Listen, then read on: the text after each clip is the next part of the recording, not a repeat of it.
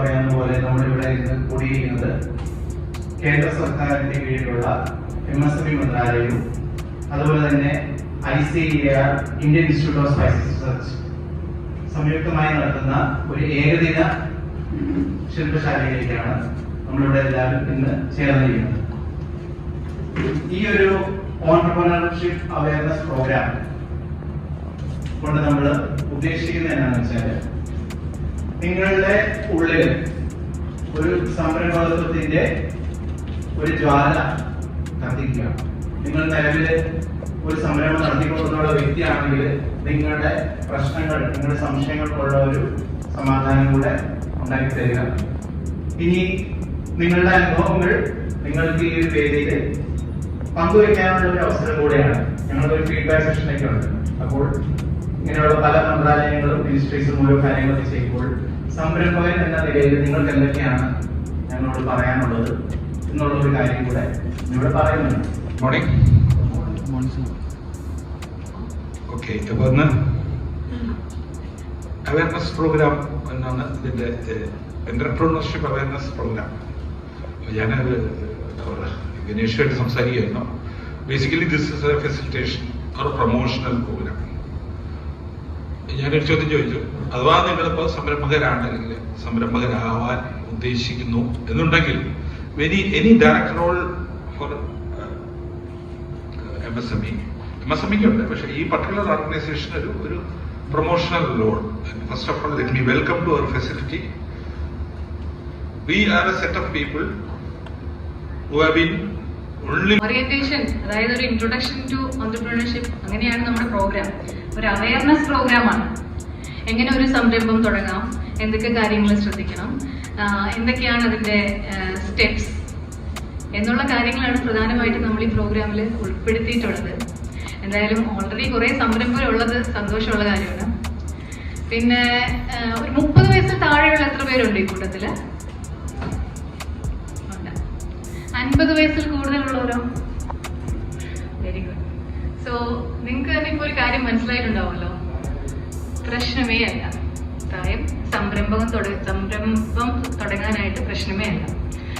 പിന്നെ നിങ്ങൾ മറ്റുള്ള ഈ പ്രോഗ്രാമിനുമായിട്ട് സർക്കുലേഷൻ കൊടുത്തിട്ടുണ്ടായിരുന്നല്ലോ, പബ്ലിസിറ്റി ഒരുപാട് ആൾക്കാരുടെ കയ്യിൽ കൊടുത്തിട്ടുണ്ടായിരുന്നു ഈ പ്രോഗ്രാമിനെ കുറിച്ചുള്ള ഒരു നോട്ടീസും മറ്റു കാര്യങ്ങളൊക്കെ. അപ്പോ നിങ്ങൾ ഇതൊന്നുമില്ല. ഇപ്പോഴും എന്റെ കുട്ടികളോടൊക്കെ ഞാൻ പറയും, എന്റെ 19ാമത്തെ വയസ്സിൽ എന്റെ പിന്നെ സെയിൽസ് എന്ന് പറഞ്ഞാൽ ഒരു ദിവസം ഒരു 300, 3000, 4000 രൂപയുടെ താഴെ കച്ചവടമാണെങ്കിലാണ് ഈ പറഞ്ഞ കഥ വരിക. ആ പരിപാടി കേൾക്കുമ്പോൾ തന്നെ നമുക്കും അറിയാം, നിങ്ങൾക്കും അറിയാം, ഇത് തരാതിരിക്കുന്നതിനും അറിയാം ഒരു ദിവസം 3000 താഴെ ഉണ്ടാകുമെന്നുള്ളത്. അപ്പൊ അതിന്റെ മുകളിലൊരു പരിപാടിയാണ് നിങ്ങൾ അതിൽ ആപ്ലിക്കേഷൻ ചെയ്തിരിക്കുന്നതെങ്കിൽ 3000 മുകളിലാണ് സെയിൽസ് വരിക നമുക്ക് ഉറപ്പുണ്ടെങ്കിൽ നമ്മൾ റിജക്ട് ചെയ്യും. നമ്മളല്ല, ആ ഫാക്കൽറ്റി അത് റിജക്ട് ചെയ്യും. റിട്ടേൺ ചെയ്യും. ഇതെടുത്താൽ പോരാ, ലൈസൻസ് എടുക്കണം. വെൻ കംസ് ടു ലൈസൻസ്, നമുക്ക് എന്ത് ചെയ്യാം? 1 ലക്ഷം മുകളിൽ ടേൺ ഓവർ ചെയ്യാൻ പറ്റും. കേരളത്തിന്റെ പുറത്തേക്ക് നമുക്ക് സെയിൽസ് ചെയ്യാൻ പറ്റും. അതിന് നമ്മൾ ലൈസൻസ് ആണ് എടുക്കേണ്ടത്. അതിന് 1200, 1500 രൂപ. 2000 factory licence, pollution, local body licence, ഉദ്യോഗം, ബേസിക്കലി ഇത്രയും സാധനങ്ങൾ മതി. പിന്നെ അത് ഫർണിച്ചറിലേക്ക് പോവുകയാണെങ്കിൽ നമുക്ക് ഫോറസ്റ്റിന്റെ NOCസിലേക്ക് പോകും. പിന്നെ ആൾക്കാരുടെ എണ്ണം 10, 12, 13 പറഞ്ഞ് കൂടി പോവുകയാണെങ്കിൽ നമുക്ക് ഫാക്ടറീസ് ആൻഡ് കോളേജസിലേക്ക് കയറി വരും. അങ്ങനെ വലിയ സംരംഭങ്ങളിലേക്ക് പോകുമ്പോൾ ലേബർ രജിസ്ട്രേഷൻ, അങ്ങനെ കുറച്ച് കാര്യങ്ങൾ അധികം വരുള്ളൂ. ESI, PF പോലുള്ള ബാക്കി മാൻഡേറ്ററി ആയിട്ടുള്ള കാര്യങ്ങളിലേക്ക് നമ്മൾ കയറും. ഓക്കെ, ഇതാണ് ബേസിക്കലി ഇതിനെക്കുറിച്ച് പറയാനുള്ളത്. വളരെ ബ്രീഫായിട്ട് സ്കീമിനെ കുറിച്ച് പറയാം. സ്കീം എല്ലാവർക്കും അറിയാം, പക്ഷെ പെട്ടെന്ന് നോക്കാവുന്നതാണ്. ഞാൻ ഗ്രൂപ്പ് ഉണ്ടെങ്കിൽ ആ ഗ്രൂപ്പിൽ ഉണ്ടാവില്ല. ഓൾറെഡി ബിൽഡിംഗ് കൊണ്ട് മെഷീനറീസും സബ്സിഡി കൊടുത്തിട്ടില്ല. അങ്ങനെയാണെങ്കിൽ ESSA കൊടുക്കാൻ പറ്റും. അതാണ് ഞാൻ നേരത്തെ പറഞ്ഞത്. നമ്മളുടെ ചില സ്കീമുകൾ എന്ന് പറഞ്ഞിട്ടുണ്ടെങ്കിൽ നമ്മളെ ലോൺ അപ്ലൈ ചെയ്യുന്നതിന് മുമ്പേ ചെയ്യണതാണ്. ഇപ്പൊ PMFM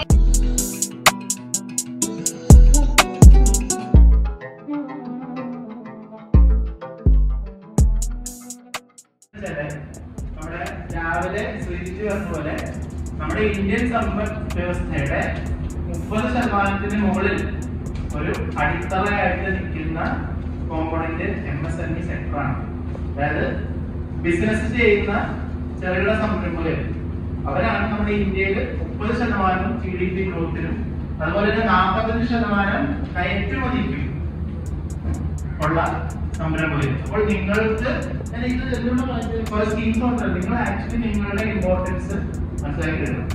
നിങ്ങളിപ്പോ സംരംഭത്തിലേക്ക് കിടക്കുന്ന അതിലേക്ക് ചാടാനുള്ള വ്യക്തികളാണെങ്കിൽ നിങ്ങൾ എത്രമാത്രം കോൺട്രിബ്യൂഷൻ ഈ നാടിന് നൽകുന്നുണ്ട് എന്നുള്ള ഒരു കാര്യം മനസ്സിലാക്കിയാൽ നിങ്ങൾക്ക് നിങ്ങളുടെ സ്വന്തം അധികാരങ്ങളൊക്കെ നിങ്ങൾക്ക് മനസ്സിലാക്കാൻ പറ്റുള്ളൂ, അവകാശങ്ങൾ മനസ്സിലാക്കാൻ പറ്റുള്ളൂ.